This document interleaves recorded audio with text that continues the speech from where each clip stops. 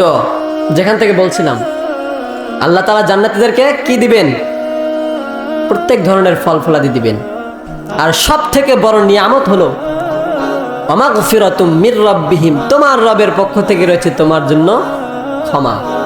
আলহামদুলিল্লাহ, আল্লাহ তাআলার ক্ষমার চাইতে বড় কোনো পাওনা আমাদের জন্য আছে? নাই। এই জন্য শুকর আদায় করেন, আলহামদুলিল্লাহ। আল্লাহ যেন আমাদেরকে জান্নাতি বানান।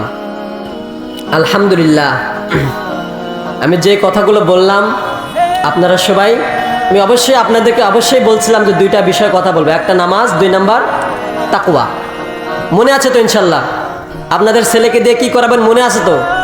যদি জান্নাত পেতে চান, আর যদি মনে করেন যে আমি জান্নাত আমার দরকার নেই, তাহলে আপনার ছেলেকে গোমরার পথে ঠেলে দেন। বুঝবেন ঠেলা দুইজনেই, বাবাও বুঝবেন, ছেলেও বুঝবেন।